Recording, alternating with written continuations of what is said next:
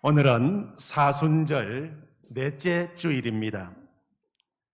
사순절은 예수님의 십자가를 묵상하고 주님을 바라보는 기간입니다. 원래 부활절이 4월 4일입니다.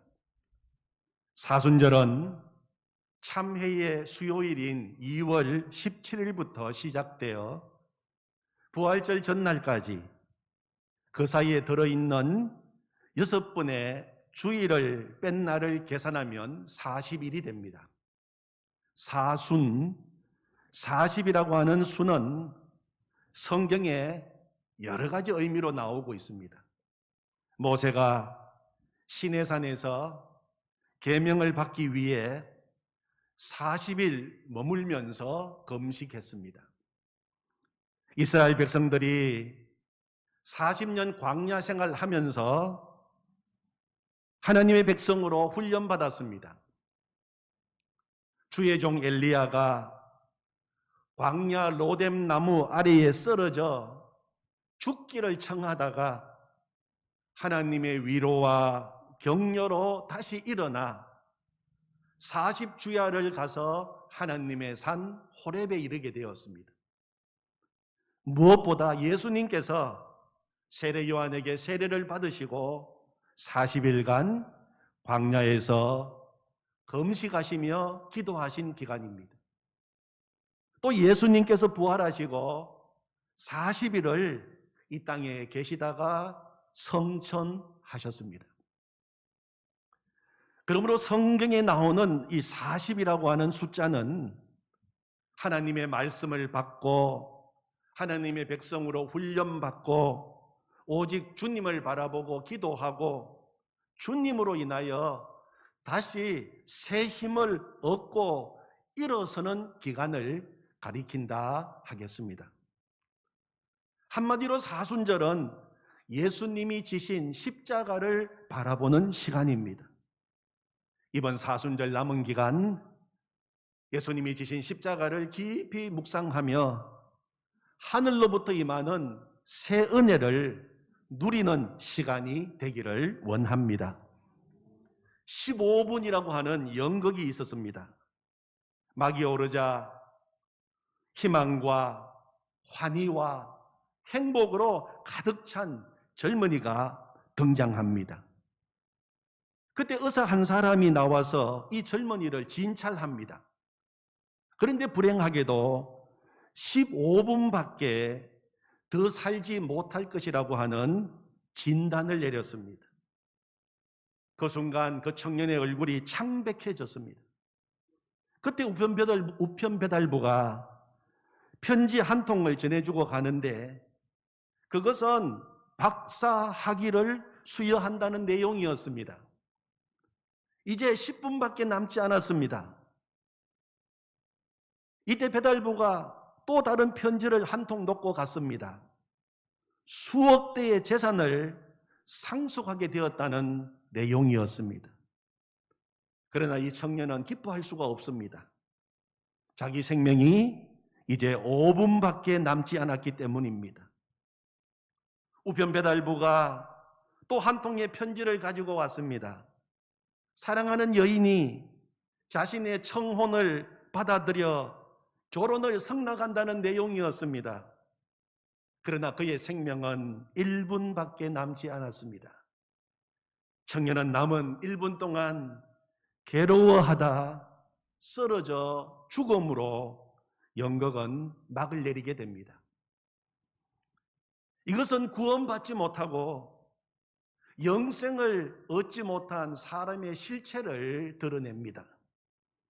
명예도 재산도 사랑도 구원의 문제가 해결되지 못하면 진정한 행복을 줄 수 없다는 것입니다. 하나님께서는 우리를 구원해 주시기 위해 예수님을 보내주셨습니다. 이 땅에 오신 예수님께서 왜 십자가를 지시고 고난을 당하시고 죽으셔야 했을까요? 우리를 구원해 주시기 위해서입니다. 모든 인간들이 가지고 있는 가장 근본적이고 중요한 질문은 어떻게 하면 구원을 받을 수 있습니까? 하는 질문입니다. 바울 사도가 빌립보에 가서 복음을 전했을 때 빌립보 감옥의 간수가 바울에게 던진 질문이기도 합니다. 내가 어떻게 하여야 구원을 받으리까? 이 질문은 2000년 전 빌립보 감옥의 한 간수만의 질문이 아니라 인류 역사를 통하여 인간이 계속적으로 물어온 가장 중요한 질문입니다. 모든 인간은 그가 제왕이든 이름 없는 평민이든 인생의 모든 것을 경험한 노인이든 이제 갓 태어난 생명이든 관계없이 모든 사람은 구원을 받아야 하기 때문입니다. 구원이 무엇입니까? 구원의 가장 중요한 의미는 제사함을 받는 것입니다. 제사함을 받는 것입니다. 성경은 모든 인간이 다 구원받아야 할 죄인이라고 선언합니다. 로마서 3장 10절 말씀에 의인은 없나니 하나도 없다고 말합니다. 이 세상에 살고 있는 모든 사람은 그 누구도 예외 없이 다 죄인입니다. 그것은 우리 스스로의 진단이 아니라 우리를 지으시고 만드신 하나님의 진단입니다. 모든 사람이 죄를 범한 이유가 무엇입니까? 죄의 뿌리가 있기 때문입니다. 죄의 뿌리가 무엇입니까? 로마서 1장 28절에 또한 그들이 마음에 하나님 두기를 싫어하며 하나님께서 그들을 그 상실한 마음대로 내버려 두사 합당하지 못한 일을 하게 하셨으니 그렇게 기록하고 있습니다. 사람들은 죄인 그러면 법을 어긴 현행범을 가리켜서 죄인이라고 생각합니다. 그래서 복음을 전하고 전도하면서 당신은 죄인입니다 말하면 굉장히 기분 나쁘게 받아들이고 반발합니다. 내가 왜 죄인이냐? 자신은 전과자도 아니고 현행범도 아니라는 것입니다. 그러나 이것은 죄가 진짜 무엇인지를 모르기 때문에 그렇게 반응하는 것입니다. 하나님은 이렇게 말씀하십니다. 로마서 3장 10절 이하에 기록된 바 의인은 없나니 하나도 없으며 깨닫는 자도 없고 하나님을 찾는 자도 없고 다 치우쳐 함께 무익한 자가 되고 선을 행하는 자는 없나니 하나도 없도다. 3장 23절에서는 모든 사람이 죄를 범하였음에 하나님의 영광에 이르지 못하였더니라고 말하고 있습니다. 하나님은 모든 사람은 다 죄인이라고 말씀하십니다. 이때 하나님께서 말씀하시는 죄의 기준과 인간이 생각하는 죄의 기준이 다릅니다. 사람들은 거짓말, 도둑질, 음란, 살인 같은 것을 죄라고 생각합니다. 물론 그런 것들도 죄입니다. 그러나 성경 말씀은 그런 것은 죄의 열매이지 죄의 뿌리가 아니라고 말합니다. 성경이 말하는 죄의 뿌리, 원초적인 죄, 본질적인 죄는 무엇입니까?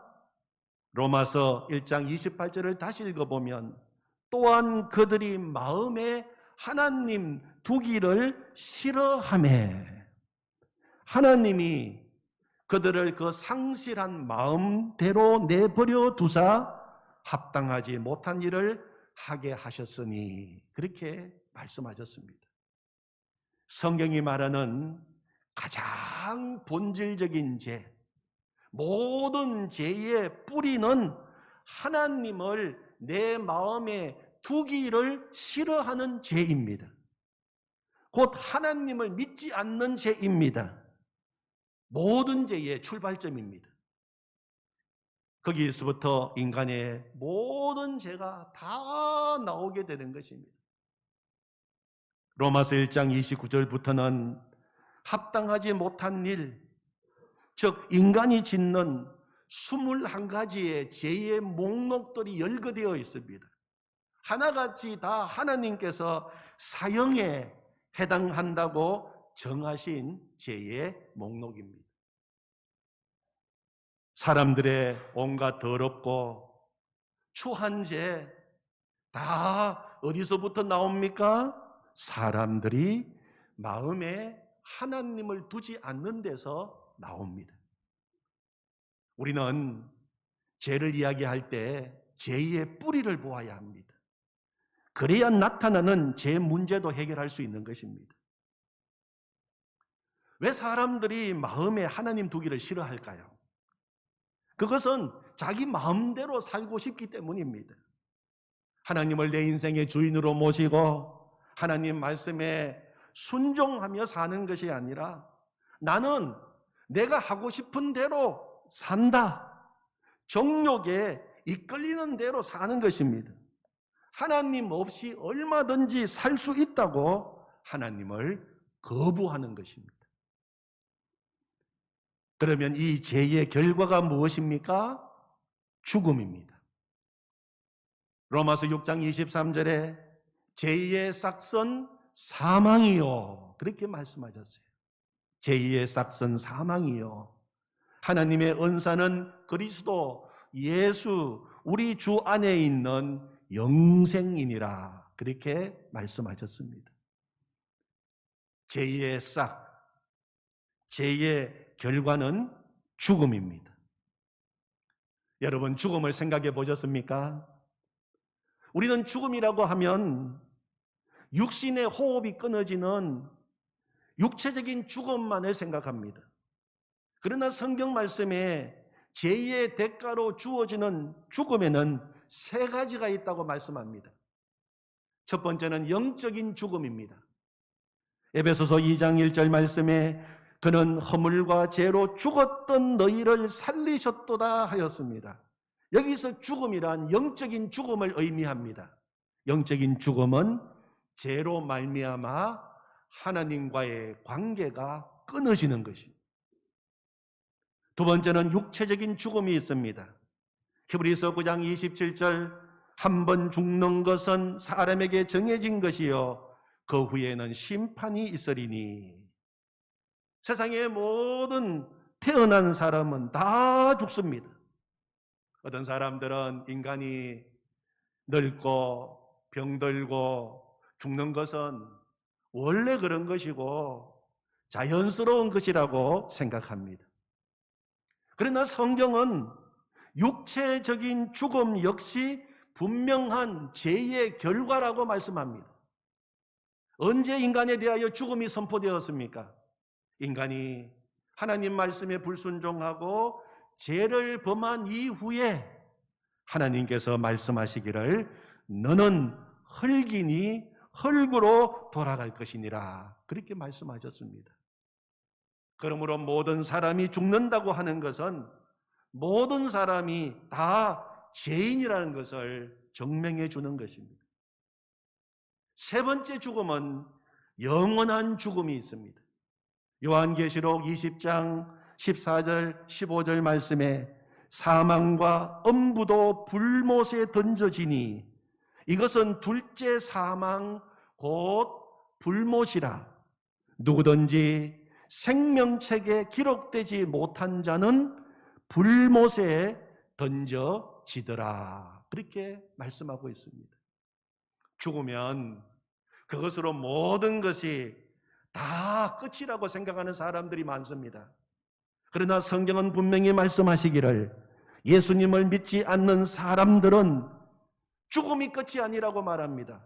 육신적인 죽음 이후에 두 번째 죽음을 맞이하게 되는데 영원한 불못에 던져지는 것 곧 지옥입니다. 지옥에 가서 영원한 고통을 당하게 된다는 것입니다. 그래서 두 번 태어난 사람, 거듭난 사람은 한 번 죽지만 한 번만 태어난 사람은 두 번 죽는다 하는 말이 생기게 된 것입니다. 두 번 태어난 사람, 거듭난 사람은 어떤 사람입니까? 육신적으로 이 땅에 태어나고 그리고 예수님 믿고 구원받고 영적으로 거듭난 사람을 말합니다. 그 사람은 하늘 생명책에 그 이름이 기록되고 육신의 죽음 이후에 영원한 천국에 들어가서 영생 복락을 누리며 살게 되는 것입니다. 그러나 육체적으로 한 번만 태어나고 예수님을 믿음으로 영적인 거듭남이 없는 사람은 육체적인 죽음 이후에 두 번째 죽음, 영원한 죽음이 그를 기다리고 있는 것입니다. 그러면은 어떻게 하면 이 제2의 문제를 해결할 수 있겠습니까? 다른 말로 하면 어떻게 하면 인간은 구원받을 수 있습니까?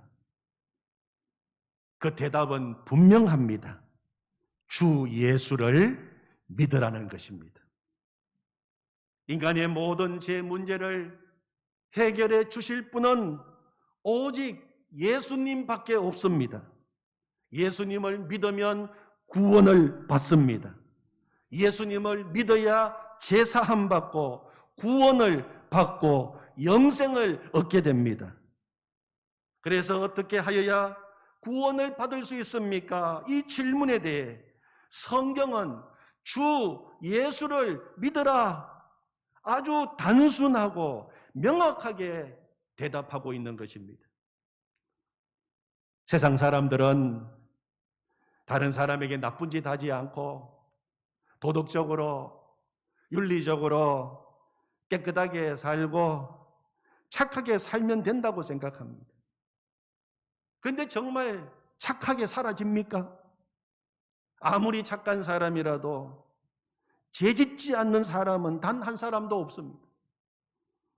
또 설령 우리가 아무리 착하게 살고 의롭게 산다고 한들 우리의 의는 하나님 보시기에는 더러운 누더기와 같다고 말씀하십니다.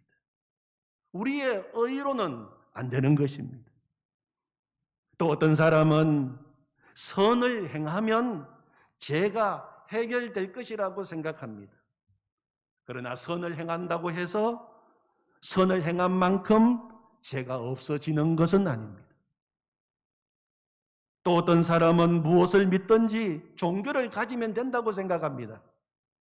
대부분의 종교는 인간에게는 죄가 있고 그것으로 인하여 고통을 당한다고 말합니다. 그러나 그 어떤 세상 종교도 죄에 대하여 해결책을 제시해 주지 못합니다. 죄의 문제를 해결해 주실 분은 오직 예수님밖에 없는 것입니다. 그래서 우리는 예수님을 그리스도라고 부르는 것입니다. 마태복음 16장 16절에서 시몬 베드로는 이렇게 고백했습니다. 주는 그리스도시요 살아계신 하나님의 아들이십니다. 그 고백대로 예수님은 하나님의 아들이십니다. 그리고 예수님은 그리스도이십니다. 그리스도라고 하는 말은 구원자라고 하는 말입니다. 예수라고 하는 이름도 우리를 죄에서 구원해 주시는 분이라고 하는 뜻입니다. 예수님은 하나님께서 우리를 죄로부터 구원해 주시기 위해 이 땅에 보내주신 구원자이십니다. 만약에 우리가 예수님 없이도 구원받을 수 있는 다른 방법이 있었다면 하나님은 결코 예수님을 이 땅에 보내지 않으셨을 것입니다. 오직 예수님이 지신 십자가만이 우리를 죄에서 구원하시는 하나님의 유일한 방법입니다. 예수님은 우리를 구원하시기 위해 십자가를 지셨습니다. 십자가에 달려 죽으셨습니다. 이사야 53장 5절 말씀에 그가 찔림은 우리의 허물 때문이요 그가 상함은 우리의 죄악 때문이라. 그가 징계를 받음으로 우리는 평화를 누리고 그가 채찍에 맞음으로 우리는 나음을 받았도다. 패션 오브 크라이스트라고 하는 영화를 보면 우리 예수님께서 채찍에 맞으시는 장면이 나옵니다. 예수님은 무지막지한 로마 군병의 채찍을 맞으시다가 피투성이가 되어서 쓰러지십니다. 쓰러진 예수님을 보면서 로마 군인들은 잔인하게 웃습니다. 예수님이 채찍을 이기지 못할 것을 여긴 신문관은 그만하라고 제지합니다. 그때 쓰러진 예수님의 손이 바르르 경련을 일으킵니다. 그러다가 예수님은 다시 일어섭니다. 그리고 채찍을 맞는 자리에 다시 서십니다. 그것을 본 로마 군인들이 이해할 수 없다는 표정을 짓습니다. 그리고 독한 마음을 품고 다시 예수님을 채찍질합니다. 예수님은 왜 쓰러진 채 가만히 계시지 않으셨나요? 왜 굳이 다시 일어나서 스스로 채찍질을 받으신 것일까요? 예수님께서 우리가 당하여야 할 죄값을 다 치르셔야 함을 아셨기 때문입니다. 예수님은 십자가에서 보배로운 피를 흘리시고 그 십자가의 보혈로 우리의 모든 죄를 다 사하여 주셨습니다. 오늘 우리가 앞서 불렀던 찬송가 144장은 그 예수님의 십자가를 묵상하며 쓴 찬송입니다. 예수 나를 위하여 십자가를 질 때 세상 죄를 지시고 고초당하셨네. 예수님, 예수님, 나의 죄 위하여 보배 피를 흘리니 죄인 받으소서. 십자가를 지심은 무슨 죄가 있나? 저 무지한 사람들 메시아 죽였네. 예수님, 예수님, 나의 죄 위하여 보배 피를 흘리니 죄인 받으소서. 피와 같이 붉은 죄 없는 이가 없네. 십자가의 공로로 눈과 같이 되네.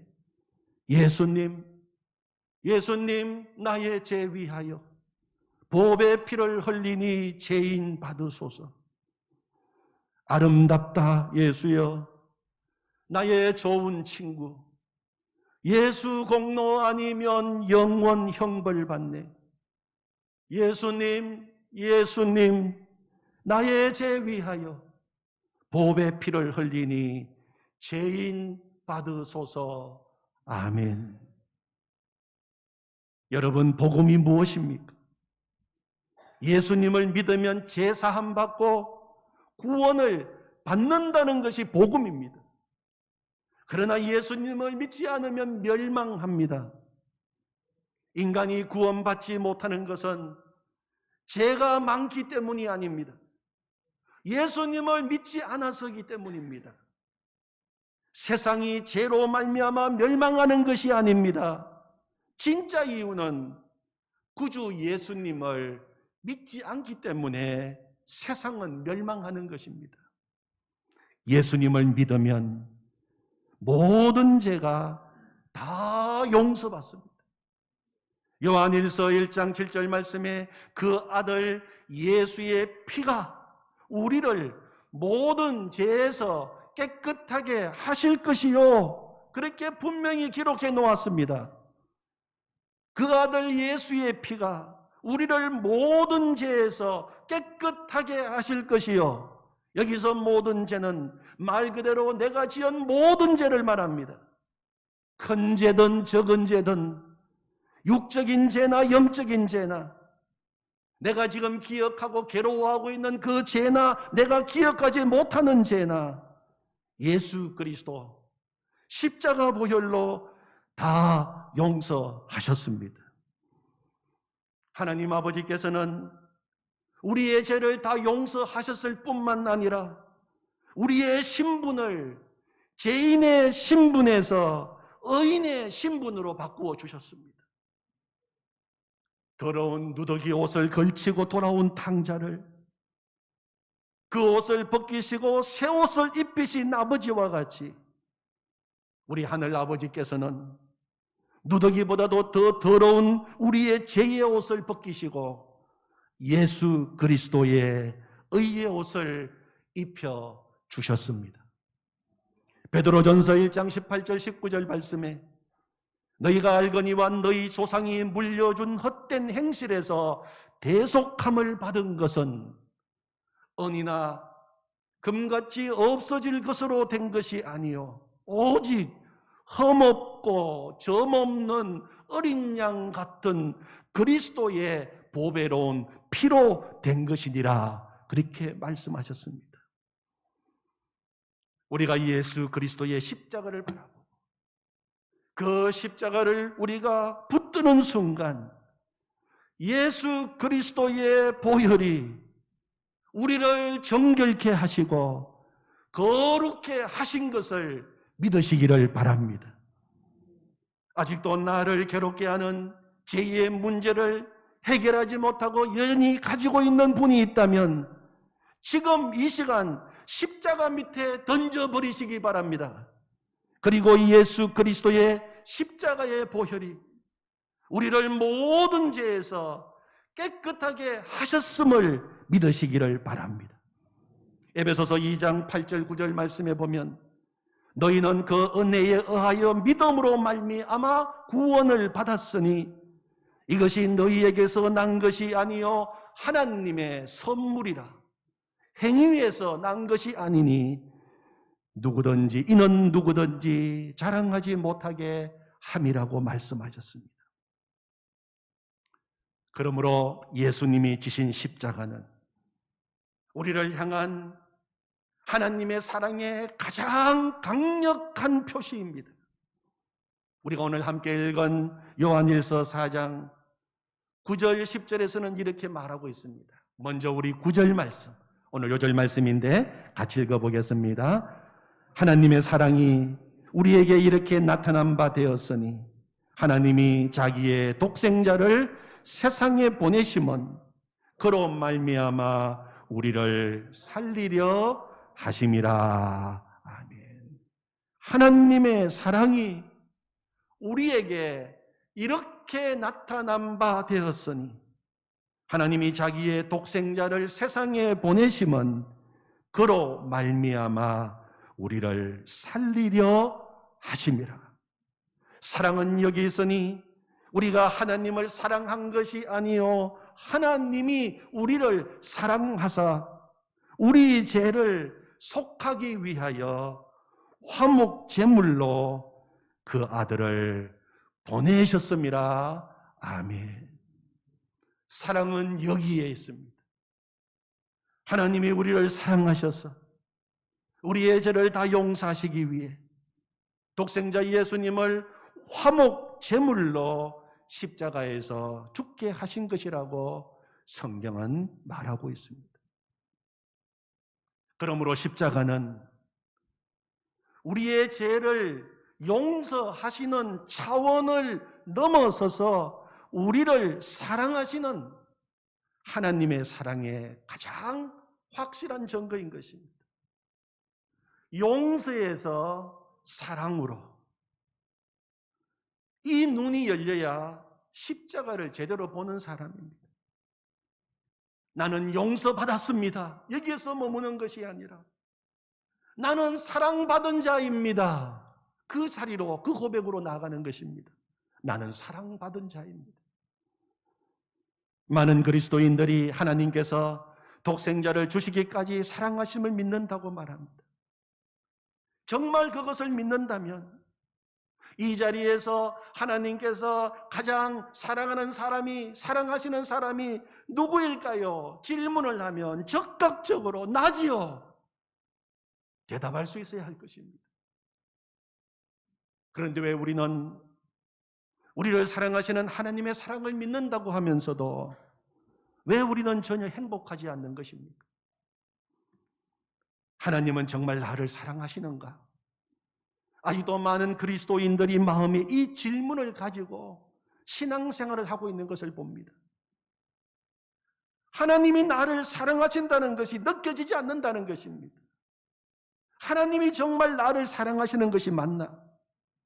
지금 내 형편 되어지는 일들을 돌아보니 그렇게 생각하는 분들이 있는 것입니다.